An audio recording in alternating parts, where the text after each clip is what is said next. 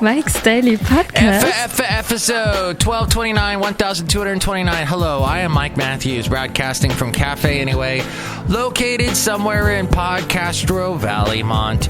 Today, we hear from the wonderful Chely Shoehart, Floyd the Floorman, John Deere the engineer, plus the return of the fascinating news segment we call Do You Know Dat? Mike's Daily Podcast. And if you didn't know that, then you will know that at the end of this show.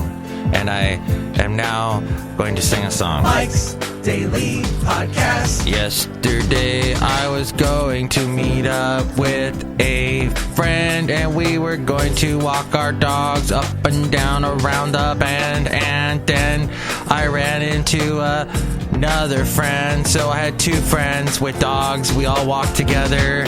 Basil the Boxer was there. It was so nice. Mike's Daily Podcast. To walk a bunch of dog owners walking into wonderful trails of Podcastro Valley. Mike's Such a wonderful Daily day. Podcast. I know I'm painting a picture to some of you, which would be some sort of like hell, because you don't like dogs or you don't like nature. I understand. That's fine. But what I didn't realize is the two ladies that I was with, interesting, very similar things between them. First off, both of them women. But let's hear it for women power, like we were talking about last show with the Hillary and the Jillery? What? Did we just coin a term?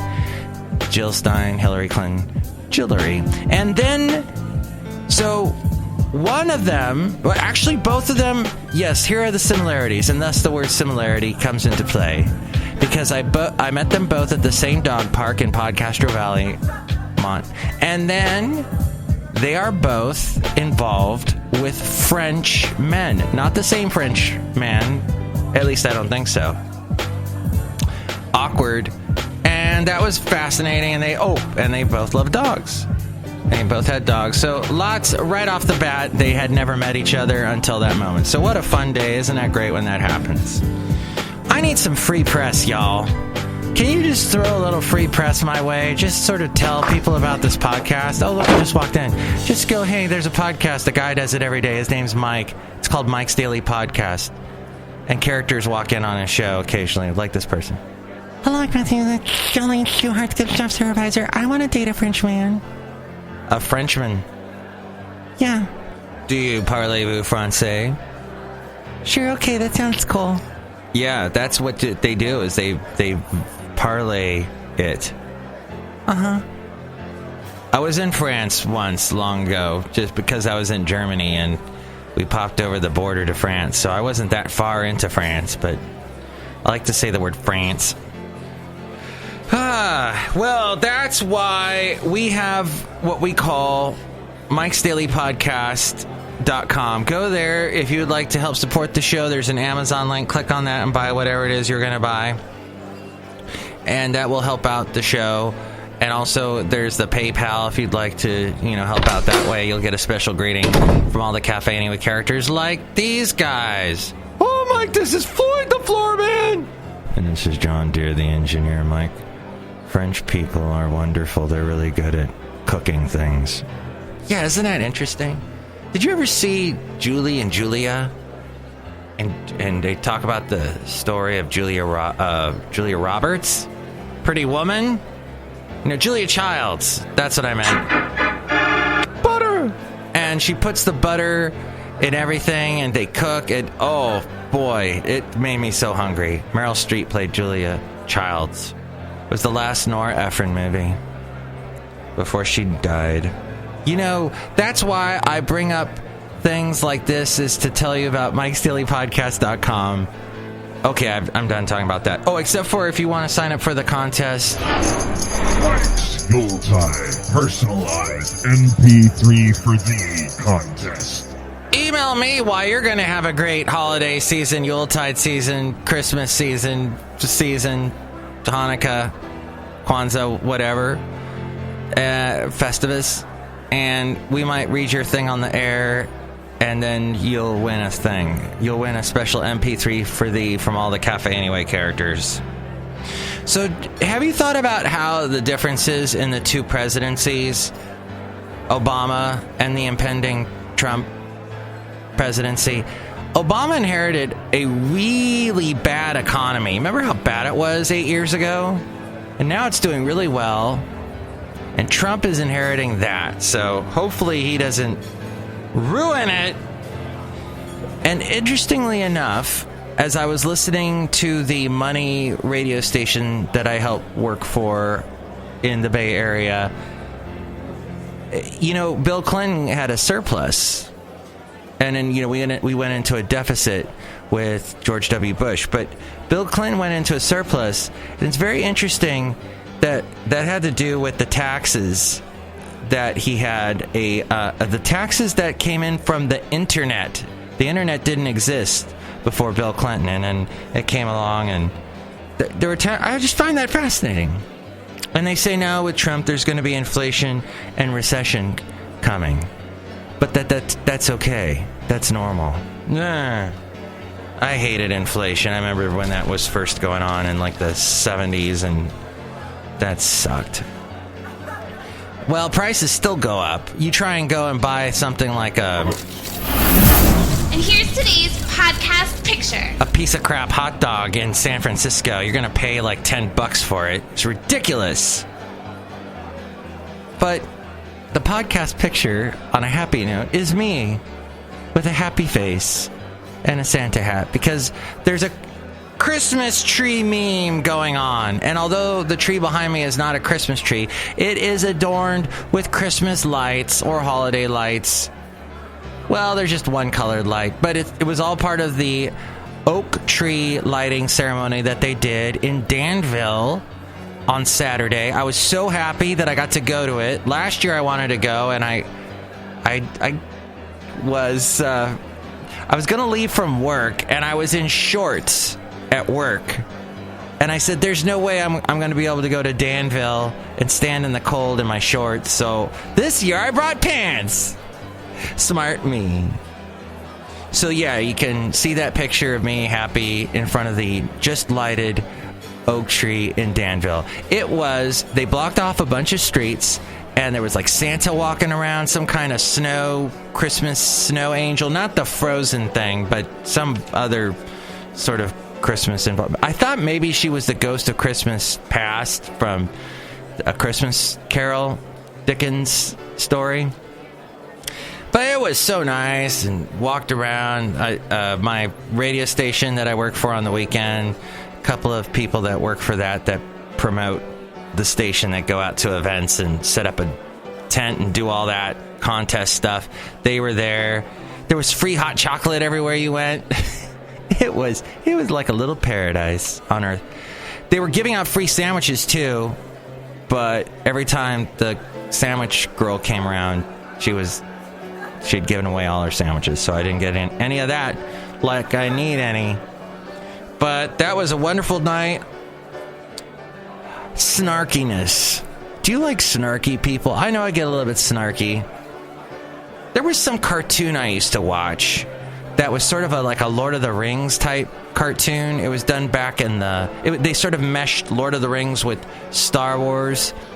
They did that back in the late 70s, early 80s. And there was like this weird sort of sidekick cat man person named Snark. I wonder if that's where the term snark came from. I despise snarkiness. I don't like it. I can't be a comedian. I can't be a stand-up comedian because I cannot be that snarky. At some point, that little vicious bone in me, the meanness, I can only take it so far. I can only get so angry. And then I'm like, no, I'm just being a jerk at this point. I'll stop. So, here is the segment called Do You Know Dat? It's Bison Bentley's Do You Know Dat? Hey, this is Bison Bentley, and Mike Matthews has a couple of stories that'll make you want to ask yourself, do you know that? Do you know that? Do you know that? I recently, just a few months back, got a Droid phone. And and I am so happy. I love it, love it, love it. I was so... I love it, I love it, I love it! I was so done with Apple and all the walls they put in front of you. Oh, they're trying to make it easy for you. Well, they don't think the way I do, and I just got mad at them all the time. So, enough with Apple. But I love my Droid. Apparently, a new malware campaign has been discovered in over 1 million Android devices, according to a new report from the security firm Check Point. This story from The Verge and MSN.com, dubbed Googlean by the firm. The campaign first emerged in August and is currently compromising devices at a rate of roughly 13,000 per day. The malware targets vulnerabilities in Android versions 4 and 5. That would be Jelly Bean, Kit Kat, and Marshmallow. That's right. They named Droid versions after edible sweet candies, and spreads through seemingly legitimate apps and third-party app stores. More than half the infections are in Asia, where third-party app stores are particularly popular. Let me just say this right now. Do not, when someone tells you, you got to get this app, think before you download an app. I know when I first got my first smartphone, which was an iPhone, I started downloading every sort of app. They've got an app to tell you where traffic is? Oh, I need that app. They got an app that does this? Oh, I got it. There's an app that helps you message people that aren't in America? Oh, I got to try that. And then I ended up with all these apps that took up space that didn't do anything, that I never used. I've got the one app I do not use on my phone. I deleted all the ones I don't use. But the one I'm just about to delete is a time calculator app. And I would use that because I work in radio and we have shows, and sometimes we need to convert we have to figure out minutes, but it's confusing, and I'm awful with numbers. I just recently figured out, somebody had explained to me, I think it was Haley from the Daily Haley, explained to me that 1,000 thousands is a million. And when he told me that, my brain expanded vastly. I heard angels. I heard like a hallelujah. And that 1,000 millions is a billion. That made everything made sense after that. So I just never, I'm awful with numbers. That's why I'm in a creative field in radio, making very little numbers. Wah, wah. And I cannot find sound effects when I want them. Where did that go? Ah, well, there it was. The malware targets vulnerabilities in Android versions 4 and 5. Spreads through seemingly legitimate apps in third-party app stores. A full list of infected apps is included at the bottom of Checkpoint's report if you go to Checkpoint. But if you go to Checkpoint, you might get a virus. No, I don't know if that's true or not. But they have a full list of all the apps, which ranges from simple games like Slots Mania to a more suspicious app called Sex Photo. Don't they already have something like that? Isn't that what Snapchat is? Oh. Wow. I apologize for that. The malware takes advantage of 2 known vulnerabilities in the Linux kernel, allowing it to take control of users' devices once a malicious app has been installed. From there, the malware compromises the device's Google authorization token, giving it broader access to the user's Google account, including Gmail, Drive, and Photos. And people are using more and more of that these days. According to Google, the malware isn't accessing any personal emails or files. When the Android security team scanned the affected accounts, it found no evidence of the malware accessing data or otherwise using the token for fraud. There was also no evidence of the malware targeting any particular people or organizations. Instead, the malware authors seem to be using their powers to game the Google Play app rankings. Instead of downloading inboxes or Drive accounts, the malware installs non-malicious apps from the Google Play Store, which is the App Store, leaving 5-star rankings for each app. With over 1 million devices in on the scheme, the result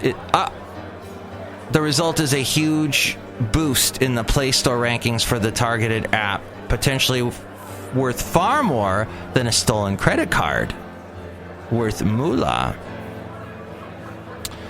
And it's not the first time online criminals have used malware to boost an app's ranking. Wouldn't that just make it like when you see an app's ranking going, when you go, well, who owns the app? Okay, they're guilty. Last year, a family of apps called Brain Test tried a similar tactic. Well, is that one of those things that I need to keep my brain limber, so I have to test it? Try all kinds of activities to keep my brain. I'll play solitaire on my smartphone. You have too much free time. Only to be removed by Google after the scheme was made public. Google actively scans for potentially harmful apps in the Play Store, but since the apps being boosted aren't malicious, they're able to evade the scans. Now, you can listen to the show on Google Play if you didn't know. And I've noticed a lot of people that have podcasts on like iTunes, they don't put it on Google Play. You can check your device has been affected by using a tool built by Checkpoint. It's another app to download. No thanks. I'm done with downloading apps. That's how I'm going to play this. One other bit of news, not at all good news, not at all happy news. I couldn't believe this when I actually heard this from a fellow Castrovalian who owns a auto repair shop in Castro Valley, and I saw him and talked to him briefly, and we were talking about Castro Valley, and he said, yeah, like the first homicide in a long time happened in Castro Valley on Monday. And when he told me where it was, I was so shocked because it was in an area that I have walked Basil the Boxer many times. Happened Monday night, just after 6 p.m. I was walking Basil around that time, and I could have just as easily have gone past this area where the shooting took place. And Cesar Placencia, 37, he was killed moments after emergency responders arrived. It was gunshot wounds, and deputies responded to calls of shots fired. This was on Wilson Avenue near Redwood Road, kind of near where there's like a Quickie Mart there that's been there forever. And they attempted to resuscitate him, but it wasn't successful. No motive is yet known for the homicide. The sheriff's office describes Cesar Placencia as a respected union construction worker. Yeah, that's all they know about it, is that he is a well-known union construction worker, and that the shooter or shooters may have been firing from a parked car and then they fled. So police are asking for any surveillance footage from your surveillance systems that may have picked that up, and they can call the Alameda County Sheriff's Department and talk to Sergeant Ray Kelly. I hope they find the guy or woman or whoever it was who did it. It is just scary. It's weird when it comes to your town and your neighborhood. As we go outside a cafe anyway, where we bring you Mike's Daily Podcast somewhere in Podcastro Valley. Next show, it is going to be Benita, the Disgruntled Fiddle Player, and the Brewmaster.